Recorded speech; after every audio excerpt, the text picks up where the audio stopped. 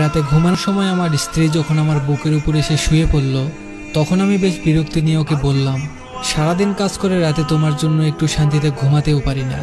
এমন ন্যাকামো না করলেও তো পারো, তোমার জন্য কোনো কাজে শান্তি নেই আমার। আমার স্ত্রী তখন বলল, তুমি তো জানো আমি তোমার বুকে মাথা না রাখা পর্যন্ত ঘুমাতে পারি না।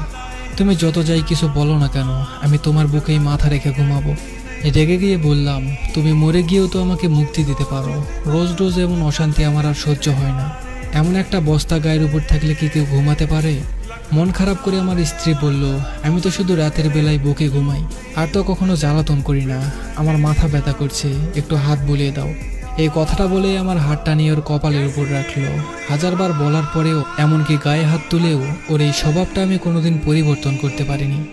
আপনারা নিশ্চয় ভাবছেন, আমার স্ত্রী আমার বুকের উপর ঘুমালে আমি কেন এত বিরক্ত হই। আসলে ওকে আমার এখন ভালো লাগে না। আমার অন্য একটা মেয়ের সাথে রিলেশন আছে, কিন্তু কিছুতেই মিতাকে বলতে পারি না। মিতা আমার স্ত্রীর নাম। এমন বেহায়া মেয়ে আমি খুব কম দেখেছি। ওর জন্য রাতে কণিকার সাথে তেমন কথা বলতে পারি না। ঘুমাতে এলে আমাকে ধরে রাখে, গায়ের সাথে মনে হয় খুব গরম কিছু লেগে আছে। মিতার কপালে হাত রেখে বুঝতে পারলাম ওর গা অস্বাভাবিকভাবে গরম, হয়তো জ্বর এসেছে। শীতের রাতে গরম কিছু কার না ভালো লাগে। আমি হাতটা ওর কপালের সাথে চেপে ধরে রাখলাম। ওর কিছু কষ্ট কমবে এই জন্য নয়, বরং এত সময় কম্বলের বাইরে রাখা হাতটা নিমেষেই গরম হবে সেই আশায়। সকাল 8টায় ঘুম ভেঙে দেখলাম মিতা আমার বুকের উপর ঘুমিয়ে আছে।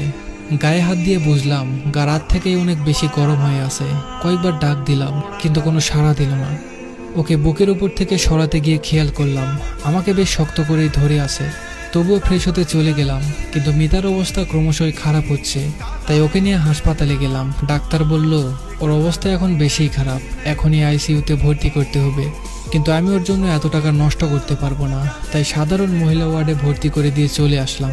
অফিসে এসে কণিকার সাথে গল্প জুড়ে দিলাম। মেয়েটা আমাকে ছাড়া কিছুই বুঝতে চায় না। কণিকা আমার অফিসের কলিগ। ওর হাসি মাখা মুখটা যে কোনো পুরুষকেই নিজের কাছে টানতে বাধ্য করবে। তাই আমিও ওর কাছে চলে এসেছি। সারাদিন বেশ ভালোই কাটলো। সন্ধ্যাবেলা বাড়ি এসে ফ্রেশ হয়ে খাবার টেবিলে গেলাম। না, আজ আর এই টেবিলে আমার পছন্দের কিছু রান্না করা নেই। মিতা রোজ সন্ধ্যা হলে আমার পছন্দের হালকা খাবার বানিয়ে দিত, তারপর নিজের হাতে খাইয়ে দিত।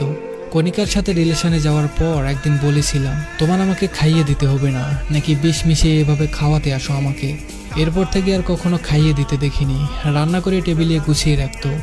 আজ মিতা নেই, তাই কেউ কিছু বানিয়ে রাখেনি। খাটে গিয়ে শুয়ে কণিকার সাথে কথা বলতে লাগলাম, কিন্তু এখন ওর সাথে কথা বলতে ভালো লাগছে না। সারাদিন মিতার কোনো খোঁজ নেওয়া হয়নি। আচ্ছা, ওর কি জ্ঞান ফিরেছে, নাকি ও আর নেই? না না, আমি এসব ভাবছি কেন? আরও মারা গেলেই তো আমার আর কণিকার জন্য ভালো হয়, কিন্তু মনকে কিছুতেই শান্ত করতে পারছিলাম না। সাথে পেটও বুঝিয়ে দিচ্ছে তার খাবার চাই, কিন্তু এখন বাইরে যেতে ইচ্ছে করছে না। আর মনে বলে উঠলাম, মিতা।